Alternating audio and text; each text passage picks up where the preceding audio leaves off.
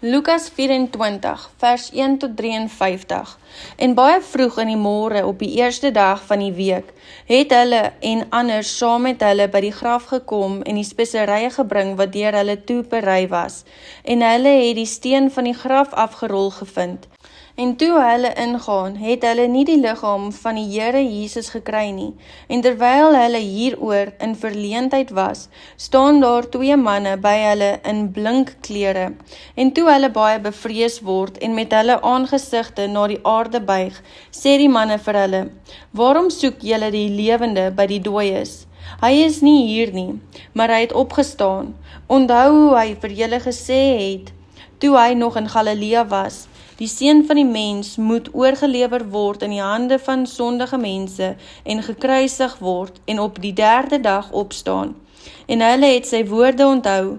Hulle gaan toe terug van die graf en vertel dit alles aan die 11 en aan al die ander. En dit was Maria Magdalena en Johanna en Maria, die moeder van Jakobus en die ander vroue saam met hulle, wat aan die apostels vertel het. En hul woorde het vir hulle na onsinnige praatjies gelyk, en hulle het hul nie geglo nie. Maar Petrus het opgestaan en na die graf gehardloop, en toe hy neerbuk, sien hy die doeke alleen lê, en hy het weggegaan huis toe, vol verwondering oor wat gebeur het. En 2 van hulle was dieselfde dag op pad na 'n dorp wat 8 myl van Jerusalem af was, met die naam van Emmaus. En hulle was in gesprek met mekaar oor al hierdie dinge wat voorgeval het. En terwyl hulle praat en mekaar ondervra, kom Jesus self nader en loop met hulle saam. Maar hulle oë is weerhou, sodat hulle hom nie kon herken nie. En hy sê vir hulle: "Watter woorde is dit wat julle met mekaar loop en wissel? En waarom is julle bedroef?" En die een wie se naam Kleopas was, antwoord en sê vir hom: "Is u alleen, 'n vreemdeling in Jerusalem, en weet u nie van die dinge wat in hierdie dae daarin gebeur het nie?" En hy sê vir hulle: "Watter dinge?" En hulle antwoord hom: "Die dinge aangaande Jesus, die Nasareëner, wat 'n profeet was, kragtig in werk en woord voor God en die hele volk, en hoe ons owerpriesters en owersters hom oorgelewer het tot die doodstraf en hom gekruisig het. En ons het gehoop dat dit hy was wat Israel sou verlos, maar nou is dit vandag, met dit alles, die 3de dag vandat dit plaasgevind het. Maar sommige vroue uit ons het ons ook ontstel nadat hulle vroeg by die graf was, en toe hulle sy liggaam nie kry nie, het hulle gekom en gesê dat hulle ook 'n gesig gesien het van engele wat sê dat hy lewe. En sommige van die wat saam met ons was, het na die graf gegaan en ook net so gevind soos die vroue ook gesê het, maar hom het hulle nie gesien nie.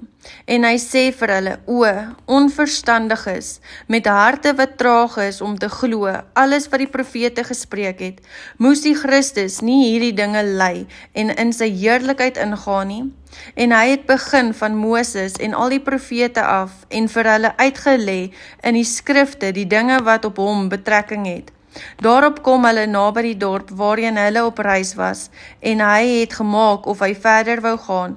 Maar hulle het by hom aangedring en gesê: "Bly by ons, want dit is amper aand en die dag het gedaal."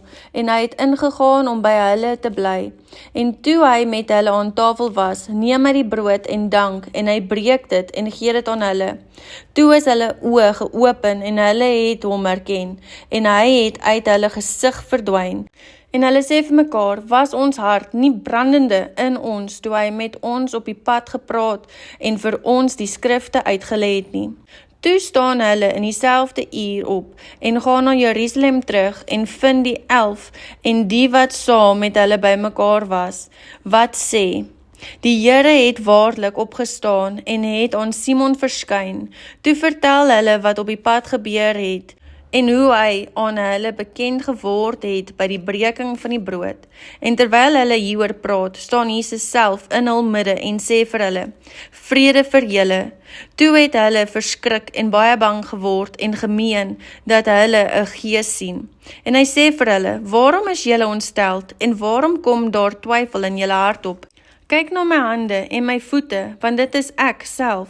Voel aan my en kyk, want 'n gees het nie vlees en bene soos julle sien dat ek het nie. En terwyl hy dit sê, wys hy hulle sy hande en sy voete, en toe hulle van blydskap nog nie kon glo nie, en hulle verwonder, sê hy vir hulle, het julle hier iets om te eet? Daarop gee hulle hom 'n stuk gebraaide vis en 'n stuk heuningkoek, en hy het dit geneem en voor hulle oë geëet, en hy sê vir hulle, dit is die woorde wat ek met julle gespreek het, toe ek nog by julle was, dat alles wat oor my geskrywe is in die wet van Moses en die profete en die psalms vervul moet word. Toe open hy hulle verstand om die skrifte te verstaan en hy sê vir hulle, so is dit geskrywe en so moes die Christus ly en op die 3de dag uit die dode opstaan en bekering en vergewing van sondes in sy naam verkondig word aan al die nasies van Jerusalem af en verder. En julle is getuies van hierdie dinge. En kyk, ek stuur die belofte van my Vader op julle, maar julle moet in die stad van Jerusalem bly, totdat julle toegerus is met krag uit die hoogte.